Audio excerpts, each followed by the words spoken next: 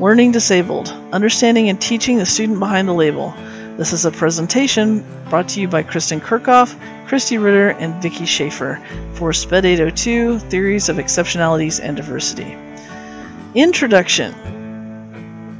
Specific learning disorder is the most common exceptionality in special education, but that is because this is an umbrella term for a variety of different processing disorders. Because of this, there are no one-size-fits-all interventions for LD-identified students. Also, with LD identification, there are many cultural, academic, and familial environments that have impacts on this disorder, both for the better and for the worst. So it's very important that specific learning disorder be handled on a student-by-student basis.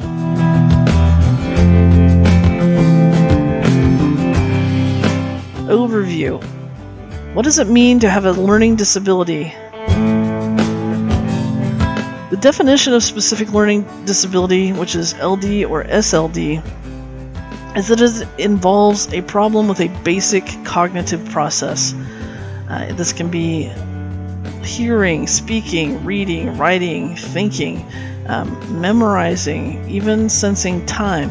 These are all cognitive processes that can have flaws, especially when we're going through the coding and decoding process.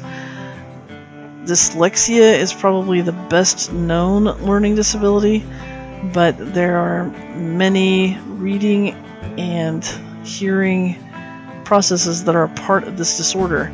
The legislative definitions are that there's an inclusionary standard and an exclusionary standard. The inclusionary standard is that SLD includes perceptual disabilities, brain injuries, minimal brain dysfunctions, dyslexia, and developmental aphasia. The exclusionary standard says that it is not an intellectual disability, it's not the result of blindness or deafness, it's not a motor skill problem specifically, and it's not a educational delay created by factors in the environment. Even though all these things play a part in specific learning disabilities, the key here is minimal.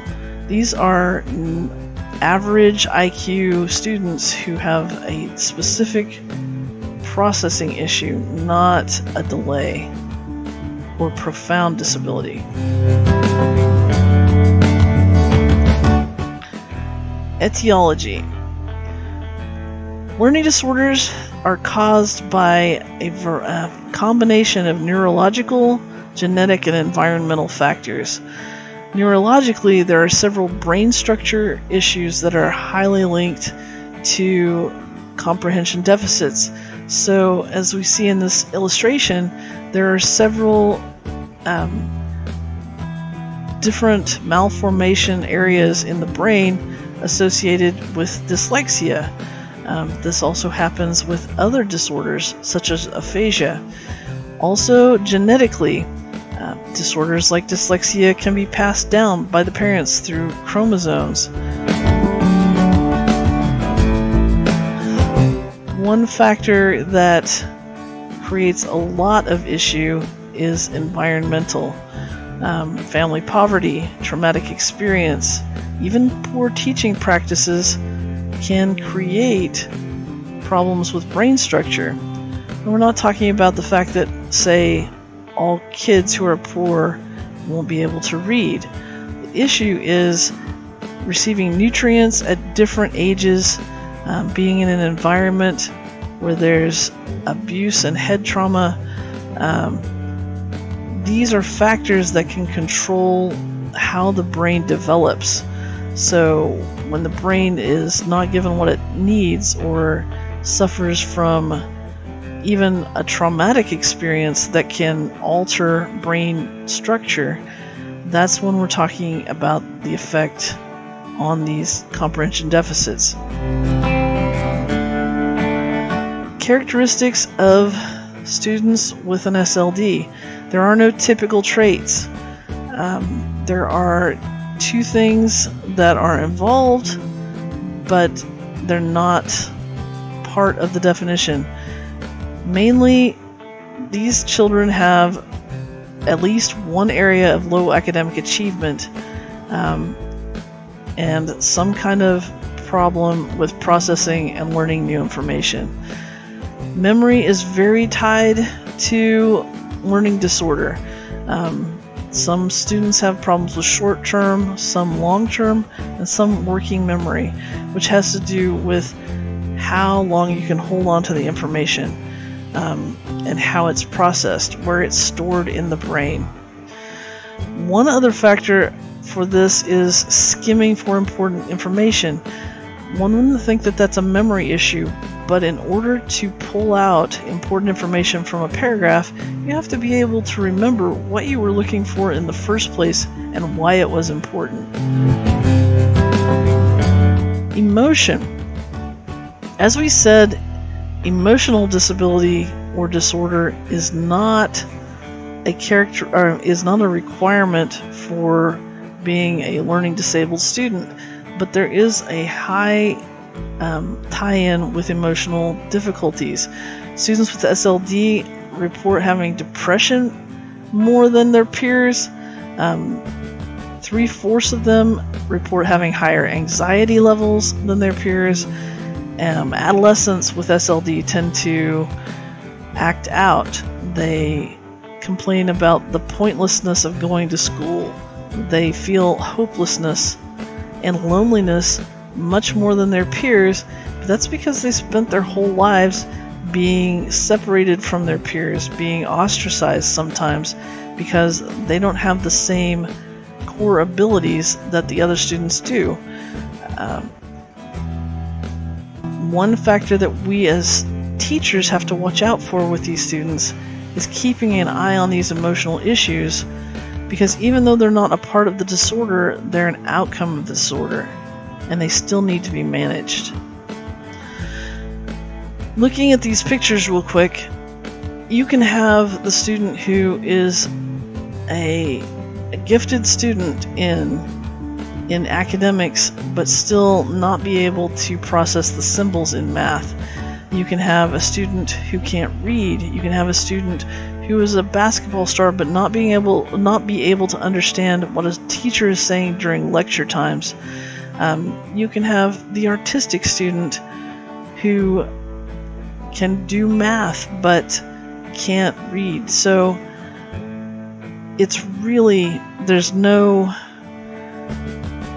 specific thing that ties them all together except for the processing. Boys are more likely to be diagnosed with specific learning disorder, but there's a lot of discussion over whether or not that's really that they show that more, or that it's just identified more because of the way boys act, typically. There are many educational considerations when it comes to students who have learning disabilities. The first consideration to think about is, how do schools identify and place students who might have a learning disability? Schools use standardized intelligence and achievement tests, which assess the specific subject areas, including reading, writing, math, and social skills. Student results are then compared to the results of their peers. This is to identify any discrepancies. So, a student might test well above grade level in math, but far below grade level in reading.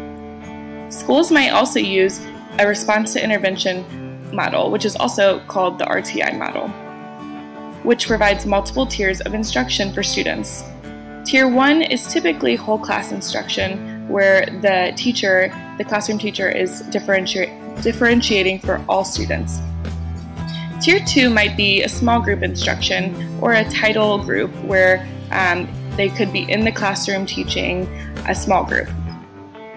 And then Tier 3 could be separate setting and a more intensive instruction. So a teacher could pull students out into an even smaller group and teach them, one specific strategy for math, reading, etc. The next educational consideration to think about would be instructional strategies. There are 6 important stages to instruction. The first would be discussing the strategy. So this could be a reading, math, or social skills strategy that they would discuss or bring up. The second stage would be to develop background knowledge. This is to identify what knowledge they already know in order for them to understand the strategy and to move forward with the strategy. And it helps the teacher know what they have missed or what gaps to fill.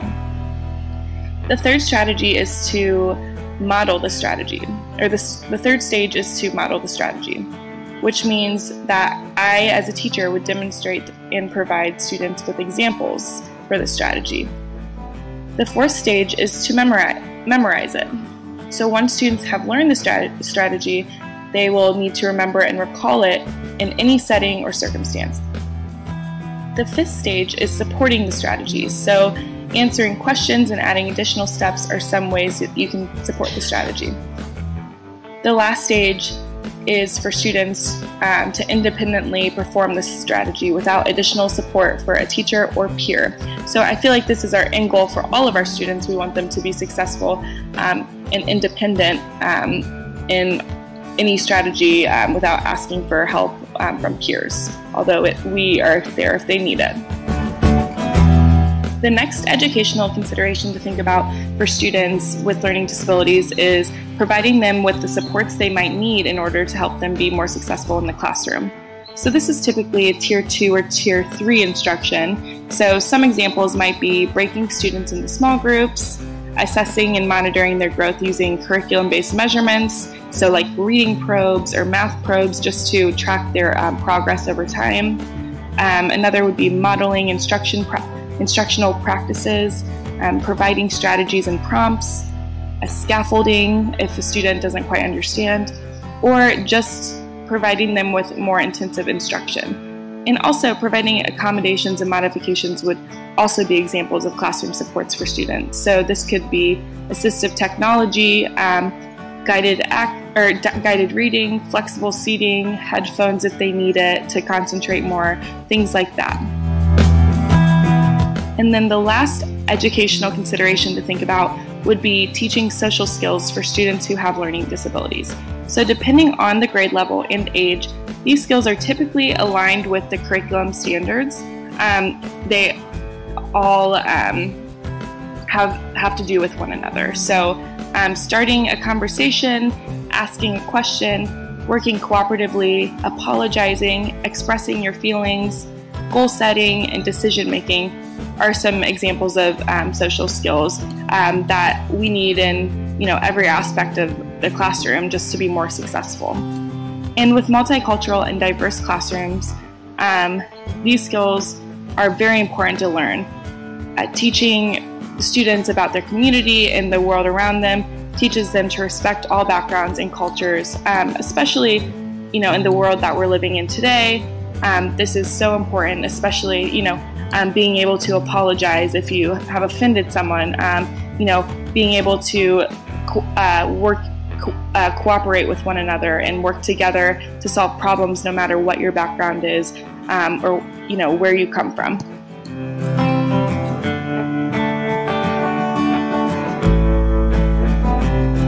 As a special educator, part of our role is working with families. That may include working with various family dynamics and cultures with different expectations. Cultural and family impacts. Families of other cultures may also speak different languages, where the term learning disability does not exist. It is up to the special education teacher and the team to help parents understand how we want to help their child. Some cultures believe a disability comes from God, maybe as a punishment for something the parents did, or as a gift or a blessing, meaning the parents are entrusted to care for a child with special needs. Other cultures may believe a disability may be something the mother may have done during the pregnancy or the environment of the child. Other cultures may even see a disability as something temporary that can be fixed, or may not even see it as special needs at all, just the way the child is. Any family, no matter the culture, may have other impacts as well. Learning disabilities will affect life at school and at home.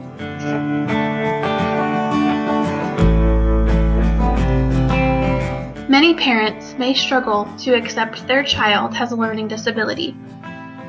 However, we as teachers can help parents adjust their family life if needed and help parents educate themselves about their child's difficulties.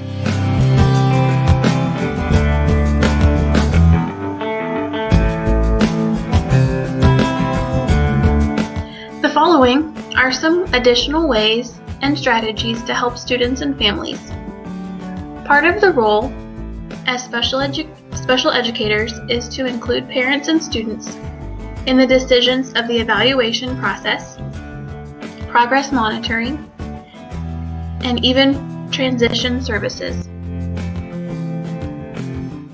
Not just getting their consent and signing the paperwork.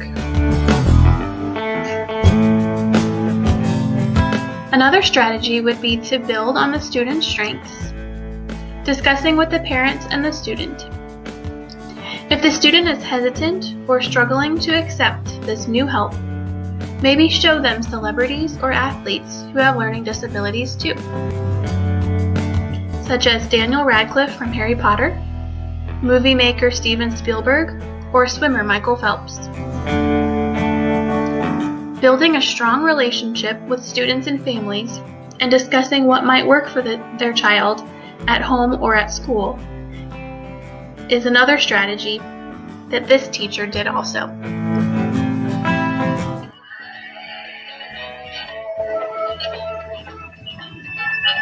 Do you recommend any teaching techniques that incorporate all kinds of learners? I have had multiple students with learning disabilities in my classroom, as well as children who are gifted and talented in the same classroom and children who are just below level but don't require special services for learning disabilities. So I've had to differentiate my instruction on multiple levels. One instance where this became incredibly important was that I had multiple children who had hyperactivity disorders along with a reading disability. So they had ADHD with a reading learning disability compacted on top of it. And in order for me to get them to actively read a book, we couldn't sit down as a whole group and have this nice open book talk where everyone was paying attention to me, because obviously these 4 children were not. So I had to restructure my classroom, and with the help from those parents, one parent said that their child enjoyed reading while standing and or walking. So I created differentiated reading learning centers where the children could, and these children were 9, they could get up and they would walk to their learning center and they would choose their book and they would have a skill that they were to practice. But it was very mobile and the children were up and they were moving. I put all of my LD children into one particular group and I could get up and move with them. So they were still moving, they were still reading, they were still a part of the group as a whole, but they were still receiving their special education services from me, but they were inside the classroom with the group, not pulled out, and everybody was happy and learning. And it was really a fantastic thing. Those children grew a lot that year.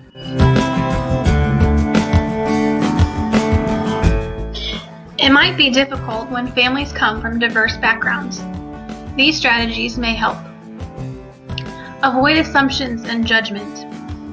Before helping students, we have to build a relationship based on trust and mutual respect.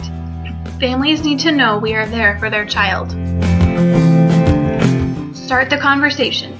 Ask questions and get advice from the parents, such as, how does your child focus on assignments at home? Do they have trouble with their native language as well as English? Help parents take concrete steps. Families with diverse backgrounds may have additional challenges than those others with learning disabilities. Help explain that their help is key. Expand the support system. Help families get into touch with a support group or other families with students with learning disabilities. bridge cultural and language gaps. Finding common ground may not be easy. Keep an open mind, listen, and offer ideas in a non-judgmental way.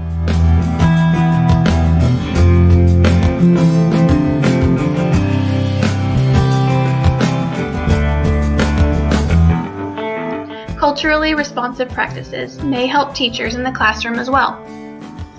Students with learning disabilities may have to confront multiple barriers because of their culture or the things around them. One very important thing for classroom teachers and special education teachers to do is to create an inclusive learning environment. This helps to get rid of these barriers. Expand the traditional curriculum. Get to know students and focus on their strengths and interests instead of just teaching the basic curriculum. Use inquiry-based approaches. Help them to learn more about themselves and their culture. Use a variety of resources, including community partners, so students learn more about the community and the world around them. Build on students' prior knowledge to engage all learners and their variety of learning styles. Differentiate instruction and provide a wide range of methods and opportunities for students to demonstrate their learning. I also included this website as a resource, ldatschool.ca. This article, where I found these culturally responsive practices, came from there, along with many other great resources and articles for students with learning disabilities.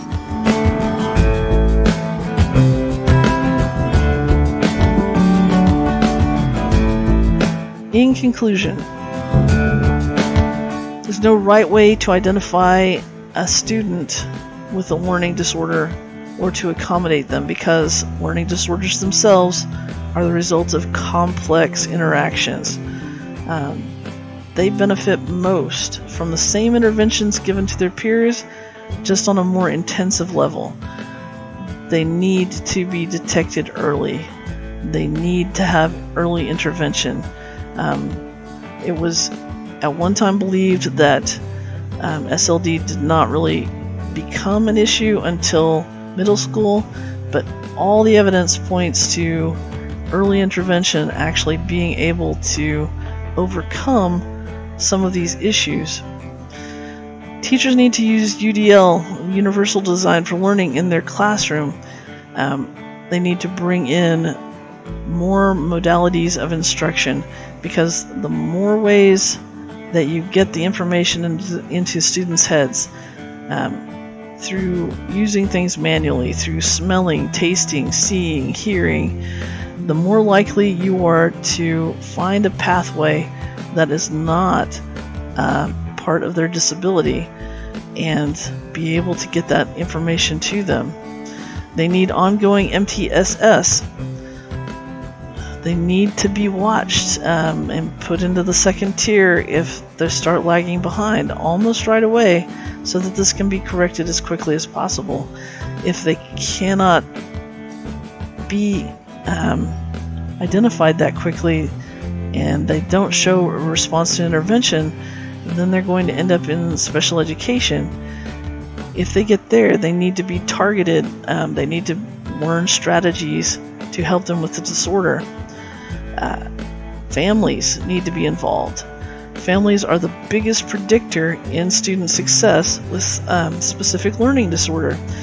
Families that support their student, families that understand them and help them and work with them to overcome their disorders, are much more likely to turn out students who have an attitude of perseverance and coping than those that don't.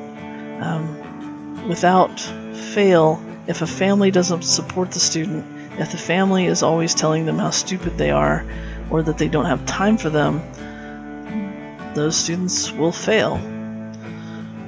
These students need differentiated instruction.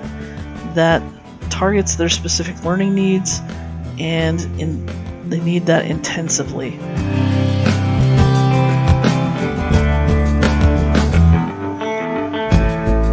References. There was a very good video that we did not include from Brain Highways. Mainly we cut it because of time, but if you get a chance, check that out. It was very good at letting students introduce the topic of learning disabilities from their point of view. Thank you for watching our presentation.